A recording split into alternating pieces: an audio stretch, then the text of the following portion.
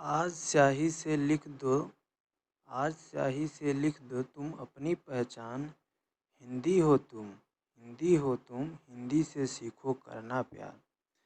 हिंदुस्तान की है शान हिंदी, हर हिंदुस्तानी की है पहचान हिंदी। एकता की अनुपम परंपरा है हिंदी, हर दिन का अरमान है हिंदी। नमस्कार दोस्तों, आज हम हिंदी दिवस के बारे में बात करने वाले हैं। जैसा कि आप जान रहे हैं कि 14 सितंबर को हिंदी दिवस मनाया जाता है।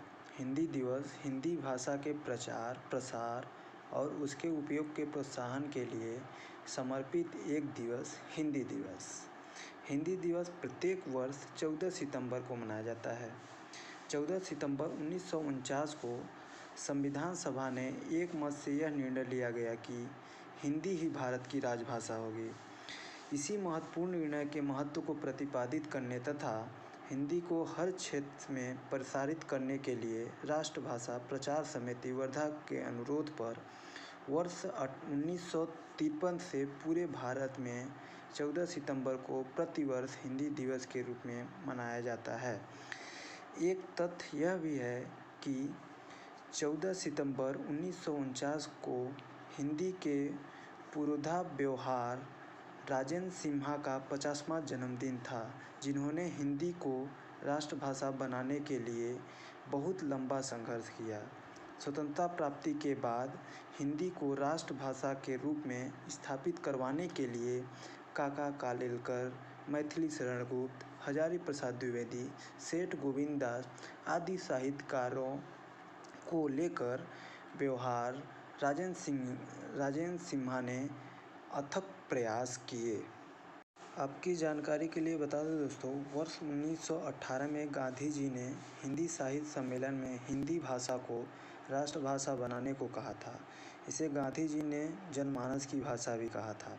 वर्ष 1949 में स्वतंत्र भारत की राष्ट्रभाषा के प्रश्न पर 14 सितंबर 1949 को काफ़ी विचार विमर्श के बाद यह निर्णय लिया गया, जो भारतीय संविधान के भाग 17 के अध्याय की अनुच्छेद 343(1) में इस प्रकार वर्णित है।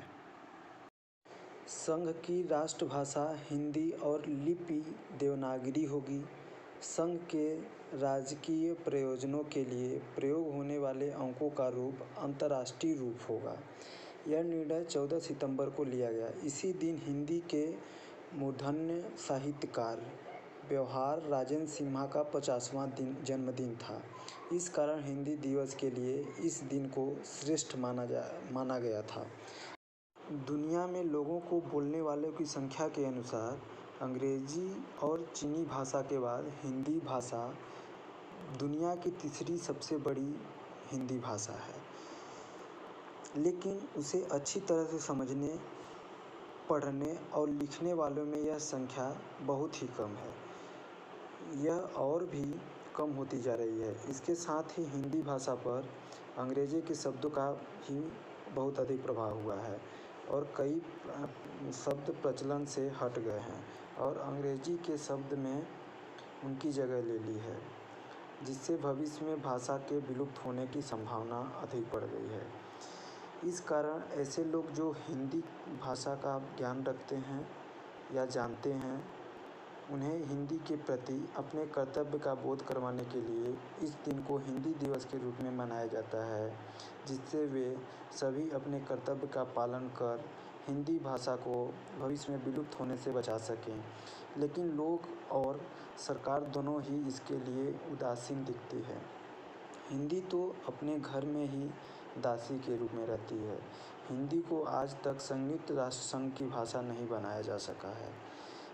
इसे विडंबना ही कहेंगे कि योग को 177 देशों का समर्थन मिला, लेकिन हिंदी के लिए 129 देशों का समर्थन क्या नहीं जुटाया जा सकता। इसके लिए इससे ऐसे हालात आ गए हैं कि हिंदी के दिन भी कई लोगों को ट्विटर पर हिंदी में बोलो जैसे शब्दों का उपयोग करना पड़ रहा है। हम सबका उद्देश्य दोस्तों यही होना चाहिए कि इसका मुख्य उद्देश्य वर्ष में एक दिन इस बात से लोगों को रूबरू कराना है कि जब वे हिंदी का उपयोग पूरी तरह से नहीं करेंगे तब तक हिंदी भाषा का विकास नहीं हो सकता है।